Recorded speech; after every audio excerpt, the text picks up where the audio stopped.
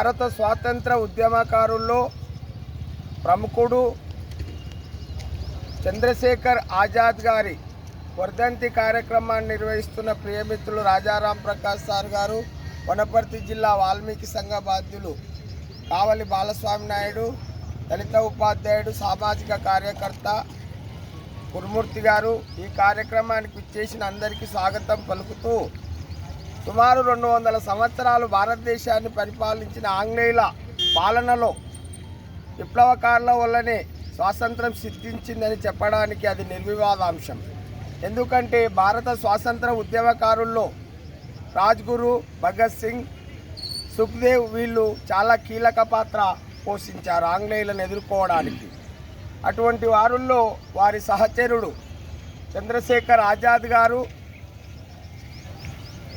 1906 July 23న ఉత్తరప్రదేశ్లో ఒక సంపన్న బ్రాహ్మణ కుటుంబంలో జన్మించారు. వారు 1931 ఫిబ్రవరి 27న మరణించడం జరిగింది. మరణించడం కన్నా దేశం కొరకు బ్రిటిష్ వారికి చిక్కకూడదని ఆత్మాహుతి చేసుకొని అమరమైన దేశభక్తిని చాటిన మహనీయుడు చంద్రశేఖర్ ఆజాద్ గారు. ఆ రోజుల్లో వాళ్ళది మధ్యతరగతి, ఓ రకంగా సంపన్న కుటుంబంలో జన్మించినప్పటికీ బ్రాహ్మణ కుటుంబంలో వాళ్ళ తల్లిదండ్రులు పండిత్ సీతారాం తివారీ, జగరాణిదేవి అతన్ని ఒక పండితుని చేయాలని కాశీలో సంస్కృత, వారణాసిలో చదివించాలి సంస్కృతమని కాశీ విద్యాపీఠంలో అనుకుంటే ఆయనకు చదువు ఇష్టం లేక ఇంటి నుంచి పారిపోయి ముంబైలో కొంతకాలం మురికివాడల్లో జీవించి హోటల్లో పనిచేసి సుమారు 2 సంవత్సరాలు అది నచ్చక మళ్ళీ కాశీకి వెళ్ళి అక్కడ చదువుకుంటాడు. ఆ సందర్భంలో 1921లో మహాత్మా గాంధీ గారు సహాయ నిరాకరణ ఉద్యమం చేస్తున్నప్పుడు అతడు కళాశాల గేట్ ముందర, ద్వారం ముందర ధర్నా చేస్తాడు. వందే మాతరం అంటూ సహాయ నిరాకరణ ఉద్యమానికి ధర్నా చేస్తే అతన్ని అరెస్ట్ చేసి బ్రిటిష్ పోలీసులు తీసుకుపోయి జడ్జి ముందర ప్రవేశపెడితే జడ్జి గారు ఆయన్ని ప్రశ్నిస్తాడు. నీ పేరేమిటి అంటే ఆజాద్ అంటాడు. నీ తండ్రి పేరంటే స్వాతంత్రం అంటాడు. నీ ఇల్లు ఎక్కడంటే జైలు అంటాడు. ఈ తలతిక్క సమాధానాలకు ఆ జడ్జి గారు 15 రోజుల శిక్ష విధించి మళ్ళీ దాన్ని మారుస్తూ 15 కొరడా దెబ్బలు విధిస్తే ఆ కొరడా దెబ్బలు తింటూ వందే మాతరం, జై భారత మాత అంటూ నినదిస్తాడు. వాళ్ళు ఇచ్చిన 3 ఆనాలను కూడా వాళ్ళ ముఖాన తిరిగి కొడతారు. అంటే ఆ శిక్షకు ప్రతిఫలంగా మీ డబ్బులు నాకు అవసరం లేదని. ఈ విధంగా ఉద్యమం చేసి ఆ విధంగా పేరుగాంచిన మహనీయుడు ఆజాద్ చంద్రశేఖర్ గారు. అప్పుడు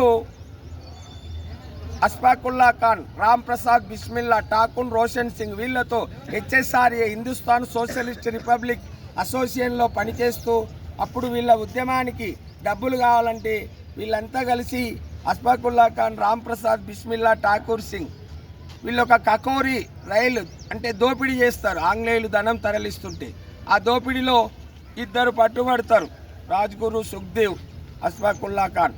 వీళ్ళు పట్టుబడి తర్వాత వీళ్లకు మరణశిక్ష విధించడం జరుగుతుంది. తర్వాత రాజ్గురు, సుఖ్దేవులు వీళ్ళంతా అప్పుడు పార్లమెంటు మీద దాడి చేస్తే వీళ్ళకు కూడా మరణశిక్ష విధిస్తారు. తర్వాత వీళ్ళను తప్పించడానికి వీళ్ళంతా ఒక సమావేశమై అలహాబాద్లో ఆల్ఫ్రైడ్ పార్కులో ఆ సందర్భంగా సమావేశమైనప్పుడు ఒకరు ఒప్పందించడం వల్ల బ్రిటిష్ పోలీసులు దాడి చేస్తే వీళ్ళని తప్పించి ఆ తుపాకీ గుళ్ళతో వాళ్ళని కాల్చడం జరుగుతుంది బ్రిటిష్ సైనికులను. చివరికి ఒక గుండు మిగిలితే ఈ బ్రిటిష్ వారికి చిక్కకూడదని తనను తాను కాల్చుకొని, ఈ బ్రిటిష్ మూకలకు చిక్కకూడదని తనను తాను కాల్చుకొని ఆత్మాహుతి, కణతికి కాల్చుకొని ఆత్మాహుతి చేసుకున్నాడు. ఈ విధంగా 25 సంవత్సరాల్లో ఆయన పారిపోయింది. 13 సంవత్సరాల ఇంటి నుంచి మరణించింది 25 సంవత్సరాల వయసులో.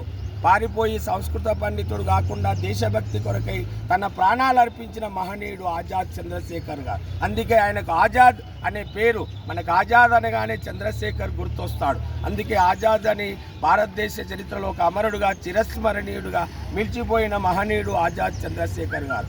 అందుకే ఈనాటి యువత భారత స్వాతంత్ర పోరాటంలో ఎంతోమంది అమరులైనారు కనుక వారి దేశభక్తిని ఉనికి పుచ్చుకొని ఈనాడు దేశం ఎదుర్కొంటున్న పరిస్థితులను మనం అర్థం చేసుకొని మనం కూడా దేశభక్తిని చాటుతూ దేశ సమైక్యతకు తోడ్పడాలని తెలియజేస్తూ ముగిస్తున్నాను. చంద్రశేఖర్ ఆజాద్కు